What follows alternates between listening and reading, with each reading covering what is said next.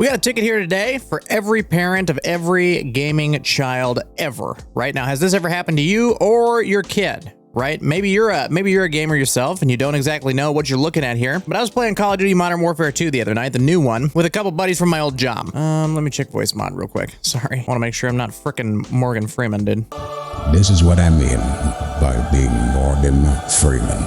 And I noticed I was getting a little little lag compensation. It seemed like I was disconnecting from a lot of servers. I was, getting some lag, which is weird because we have gig internet here. So I was like, okay, this can't be me, can it? And then I popped over to the settings in the game and I checked, and this is from Modern Warfare 2019, but it's the same thing. I had a moderate NAT type. Now, I can't speak to what exactly NAT means. All I know is that in order to fix this problem, you need to port forward your router with ports that Call of Duty uses, and other games as well, and you can find that information online. So I just Google search port forwarding Modern Warfare 2 2022, and usually you'll find a website like portforward.com. It'll tell you the ports that you need to port forward for what platform that you're playing on. So I'm on Steam, so as you can see, for Steam, I need TCP 3074, 27015, 27036, and under UDP, I need 3074, 27015 again, and 27031 through 27036. If you're playing on a console, PS4, PS5, Xbox One, Xbox Series X, it'll have all these different ports here that you'll need to port forward in order to get that NAT type open. Now, let's say that you want to port forward for something else.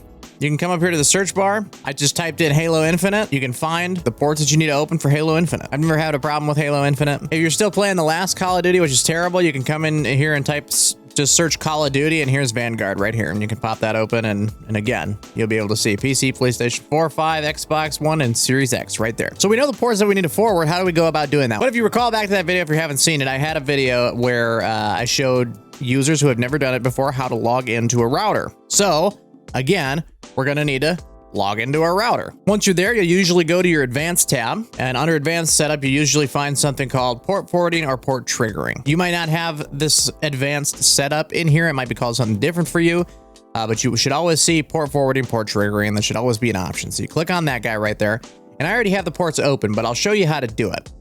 So at the very top here, I don't know if you can see it with me. I'm going to move it out to the side real quick.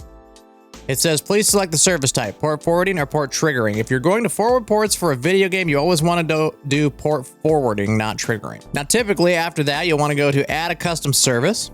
So you'll click on that, or add a service, depending on your router and what it says for you. It'll come in here and it'll say service type. So if we know that Modern Warfare 2 on PC requires TCP and UDP 3074, and 27015. What we can do is we can leave this service type to TCP/UDP, because that is both, and then you can go ahead and enter. I already have it, so it won't work, but I'll show you how to do it. External starting point and external ending point at 3074. We're going to use the same port range for internal ports as well. And now down at the bottom, it will usually find a list of IP addresses, things that are turned on right now. You want to select the device that you're using. So you'll want to know the IP address for your PlayStation, for your Xbox, for your computer. My computer is listed right here. You click the checkbox, you come down here and you hit apply. And if I do it, it's gonna throw an error at me because I already have the ports set up. So then you just want to go through and add a custom service, or add a service for each one of those ports. If they share the same port like these two do, TCP and UDP both have 3074 and 27015. And then actually what I did was I also, because this is listed in here and this is a range. So what you want to do for a range is, because this was going to fight with that one, I essentially left it as TCP/UDP 27031. So if we're doing a range, you want to put in the 27031, right? And if you know that the ending point is 27036, and that is also UDP and TCP, I'm just going to leave them on both and open that range for both sides, 27036. And that's how you forward a range. Same rules apply. You go down and find your IP address, you click it, you hit apply. As long as nothing is in the way, you should be fine. You should also not have the game open when you're doing this. After that, fire the game back up, and you should see your NAT type is now open. If not, I would restart the computer, restart the device, and then pop back in and check.